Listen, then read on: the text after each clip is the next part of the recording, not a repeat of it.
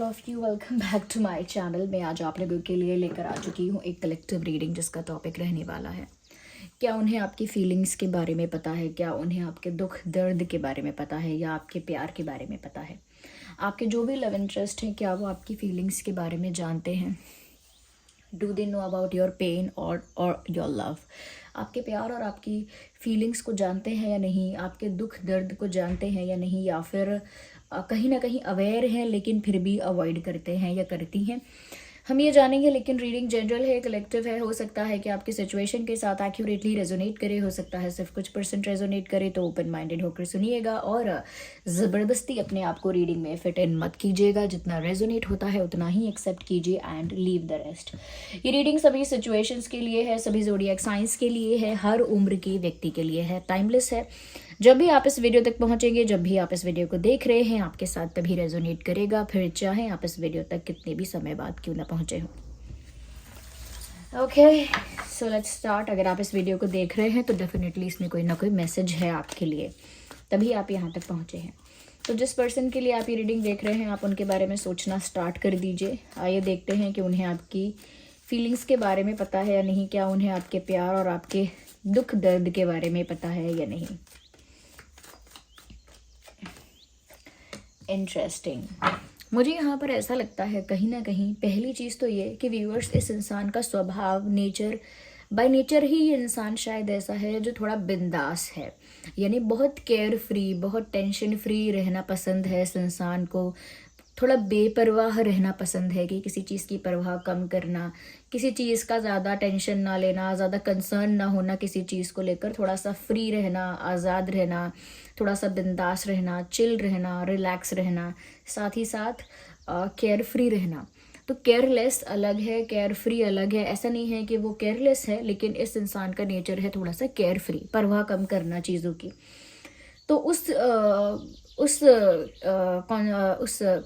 उसके रिगार्डिंग मैं कह सकती हूँ, उसके करके कह सकती हूँ कि क्योंकि उनको थोड़ा बेपरवाह रहना ज़्यादा पसंद है, तो उस कॉन्टेक्स्ट में ये जो इंसान है, ऐसा लगता है कि कहीं ना कहीं बहुत सारी चीज़ों को देख तो पाते हैं, लाइक देख सकते हैं कि क्या हो रहा है, लेकिन उसको उतना डिटेल में नोटिस नहीं करते।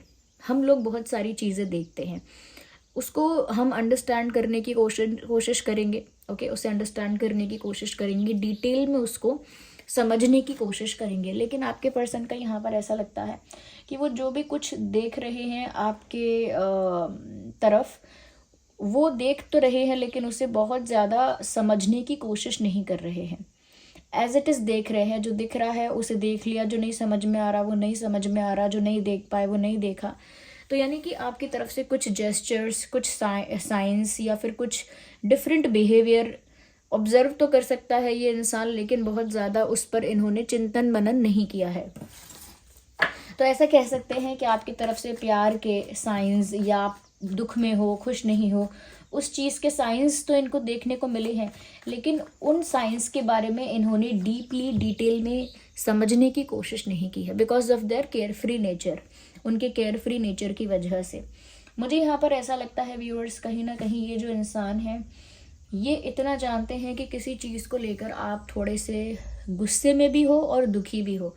उनको पता है ये बात, क्योंकि उन्होंने आपको हर्ट किया है। इसीलिए नहीं पता कि वो आपको देखकर आपका दुख समझ पा रहे हैं, या आपको देखकर आपके प्यार की इंटेंसिटी समझ पा रहे हैं। नहीं, देखकर नहीं समझ पा रहे हैं। उन्हें इसीलिए पता है क्योंकि उन्होंने ही आपको जाने में या अनजाने में हर्ट किया है। ओके, उन्होंने आपको दुख पहुंचाया है और उनको इस चीज़ का उनको आइडिया तो लग गया है कि हो ना हो, मैंने इस इंसान को दुख तो पहुंचाया है तो ये इंसान दुखी होगा। ये इनका अपना कैलकुलेशन है। इन्होंने आपको देखकर ऑब्जर्व नहीं किया है, इन्होंने अपने आप कैलकुलेट किया है कि मैंने जो किया था या मुझसे जो हुआ, उस वजह से इस इंसान को पक्का दुख हुआ होगा और ये इंसान दुखी हो सकता है, या फिर मुझसे गुस्सा हो सकता है, मुझसे नाराज़ हो सकता है। तो उन्हें इस चीज़ का आइडिया तो है कि आप गुस्सा हो या फिर आप उनसे अपसेट हो, फिर चाहे वो कितने भी केयर फ्री हों, उन्हें इस चीज़ का अंदाज़ा तो है। यस, तो उन्हें आपके पेन का और आपके गुस्से का अंदाज़ा है, और ये उनकी खुद की कैलकुलेशन है। उन्होंने आपको देखकर बहुत ज़्यादा समझ नहीं पाया है कि आपके मन में क्या चल रहा है। और देखते हैं क्या आता है यहाँ पे।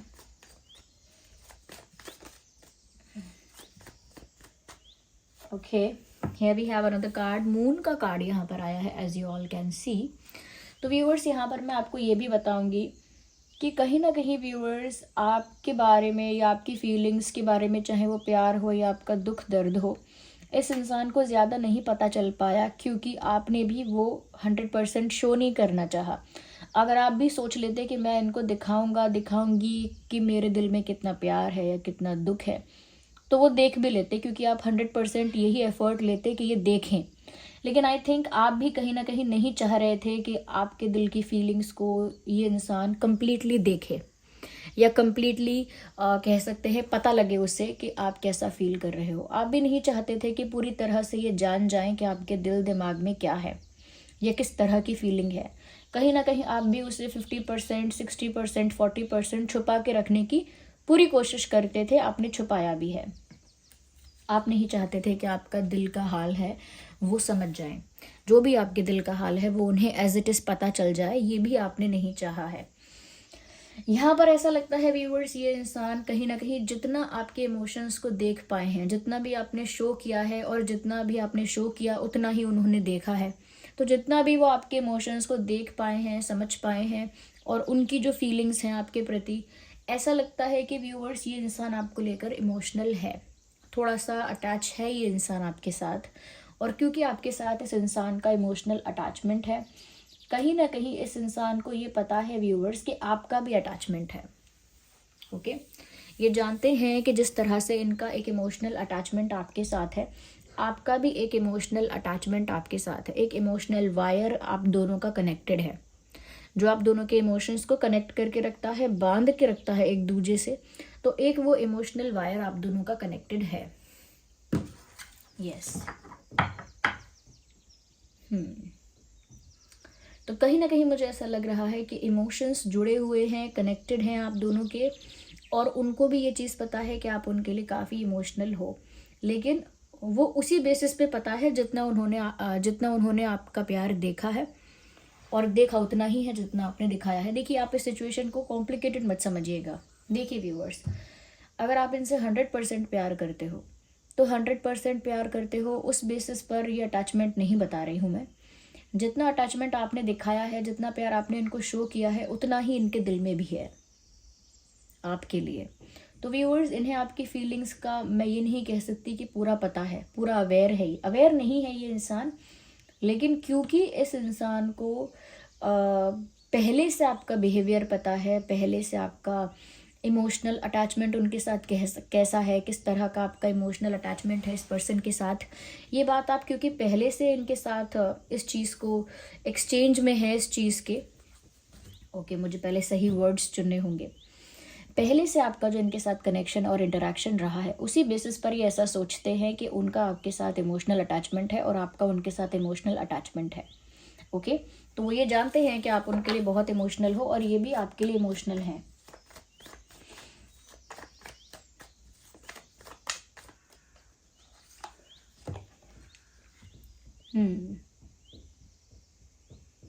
कहीं ना कहीं व्यूअर्स, यहाँ पर मुझे ऐसा भी लगता है कि ये पर्सन आपको कोई सॉन्ग डेडिकेट करना चाहते हैं या चाहती हैं।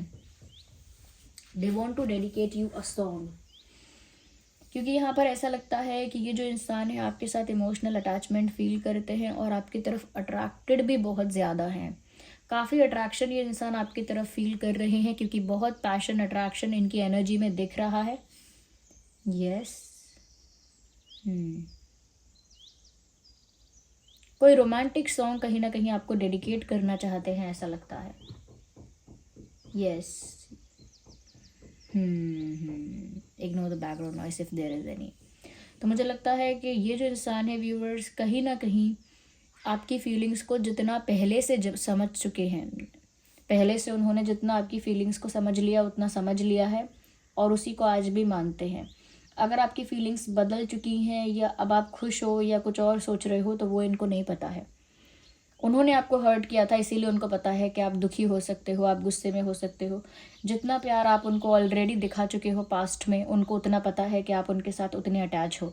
लेकिन अभी अगर आपकी फीलिंग्स में कोई फ्लक्चुएशन है, कोई चेंज है, कोई शिफ्ट है, तो वो ये नहीं जानते हैं। They don't know about it. और देखते हैं सभी ज़ोडिएक साइंस के लिए है ये रीडिंग, ध्यान रखिएगा आप इस बात को viewers. Let's pick these cards one by one. Okay, so एक कार्ड अनफोल्ड यहाँ हो चुका है। You are no more needed in my life. Viewers, कहीं ना कहीं मुझे ऐसा लगता है कि इस इंसान को ऐसा फील होता है कि अब आपको इनकी ज़रूरत नहीं है, और आपने ऐसा दिखाया भी ना हो शायद, लेकिन हो सकता है क्योंकि आप बिल्कुल साइलेंट हो गए हैं, क्योंकि आप बिल्कुल अब कुछ कर नहीं रहे हैं, कोई एक्शन नहीं ले रहे, कुछ हिंट नहीं दे रहे, कोई साइन नहीं दे रहे, शायद आप एकदम खामोश पड़ गए हैं, एकदम चुप हो गए हैं। तो इनको ऐसा लगता है कि शायद व्यूअर्स अब आपको इनकी ज़रूरत नहीं है, और हो सकता है आपको ज़रूरत भी हो, आप दुखी भी हों, याद भी करते हों, लेकिन इन्होंने उसको मिस इंटरप्रेट किया है, गलत समझा है। वैसे तो ये जान नहीं पाए कि आपके दिल में क्या चल रहा है, आपकी फीलिंग्स क्या है, आपकी फीलिंग्स के बारे में पता नहीं कर पाए, और जो भी उन्होंने अंदाज़ा लगाया वो भी गलत, वो भी मिस इंटरप्रेट किया। उन्होंने ये एक अंदाज़ा लगाया है व्यूअर्स कि शायद अब आपको इनकी ज़रूरत नहीं है, चाहे वो आपके साथ कितना भी अटैच हो, कुछ भी हो, पर क्योंकि आप नाराज़ हो चुके हैं, क्योंकि आप इनसे हर्ट हो चुके हैं, तो शायद अब आपको इनकी ज़रूरत नहीं है। ऐसा उन्होंने आपकी फीलिंग्स के बारे में अपने आप ही जज कर लिया है। ओके, वो ये जानते हैं कि आपका उनके साथ काफ़ी अटैचमेंट रहा है और है भी, लेकिन वो ये भी देख पा रहे हैं कि क्योंकि आप गुस्सा हो, इसीलिए शायद आप इनसे दूर जाना चाहते हो, या इनकी ज़रूरत अपनी लाइफ में महसूस नहीं करते। I am waiting for a positive response. कहीं ना कहीं व्यूअर्स यहाँ पर ऐसा भी हो सकता है कि ये जो इंसान है ना, ये ऐसा सोचते हैं कि आप अगर कोई पॉजिटिव साइन दोगे, कोई हिंट दोगे, कोई साइन कुछ दोगे, तो पता लगेगा ना कि आप कुछ फील कर रहे हो। अब भी आपके दिल में कोई फीलिंग है, कोई प्यार है, वो तब पता लगेगा जब आप कोई साइन दोगे। अगर आप एकदम साइलेंट हो जाओगे, एकदम डिसअपेयर, गायब हो जाओगे, तो ऐसा ही लगेगा कि जैसे आपको ज़रूरत ही नहीं है इस इंसान की। जब तक आप कोई साइन नहीं दोगे, इनको पता कैसे चलेगा कि अब भी आप इस इंसान को चाहते हो। इनका अलग कहना है, इनका अलग मानना है।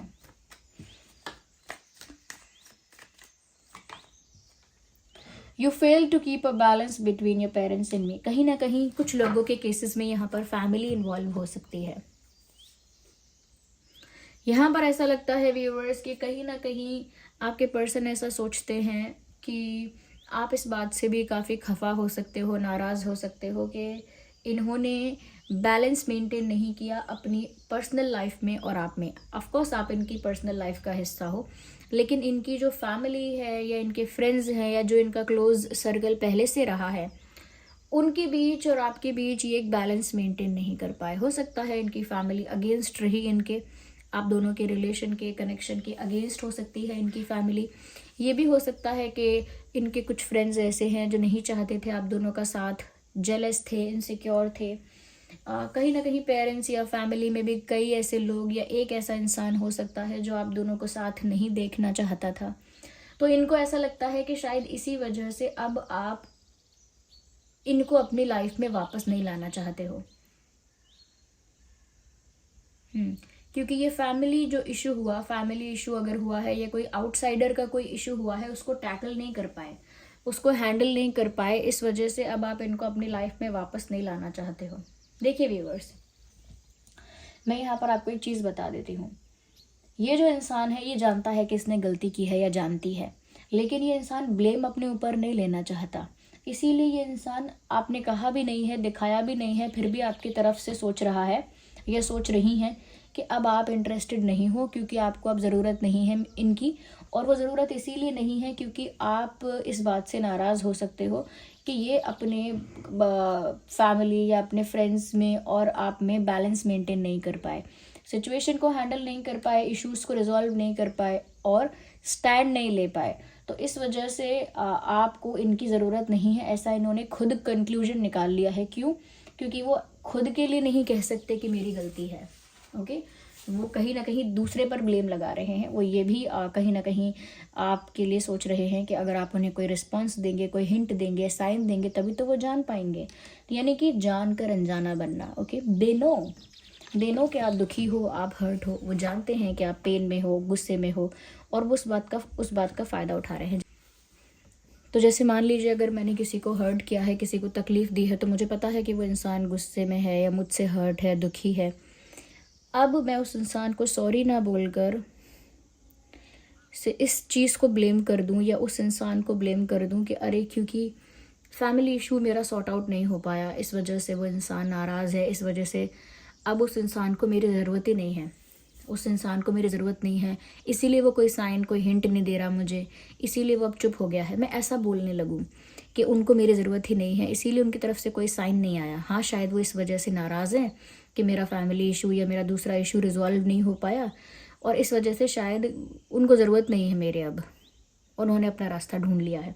तो सॉरी कहने की जगह, अपनी गलती को रियलाइज़ करने के बाद उसे एक्सेप्ट करने की जगह, वो उल्टा इस बात पर ब्लेम करना चाहते हैं कि व्यूअर्स, आप तो गुस्सा हो तो अब आप जाओगे, उसमें क्या कर सकते हैं, you know. So they are taking the advantage of situation कि जहाँ आप गुस्सा हो तो आपके गुस्से को और ज़्यादा ऐड ऑन कर रहे हैं उसमें चीज़ें कि आप गुस्सा हो तो अब आप शक्ल नहीं देखना चाहोगे इनकी, अब आप गुस्सा हो तो शायद आपको ज़रूरत नहीं होगी इनकी, अब आप गुस्सा हो इसीलिए आप साइलेंट हो और कोई हिंट या कोई साइन नहीं दे रहे हो।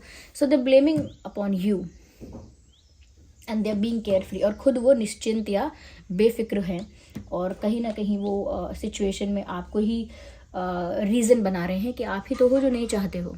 So I think this person is very manipulative, this person is very clever, however this person is, ये काफ़ी मैनिपुलेटिव है और काफ़ी क्लेवर है। So this was the reading, I hope it was helpful. Thank you for watching. Reading को claim करिए, भगवान के जिस भी स्वरूप को आप मानते हैं कमेंट्स में उनको थैंक यू लिखिए, वीडियो को लाइक करिए और सब्सक्राइब करिए अगर आप नए हैं। Bye bye, take care.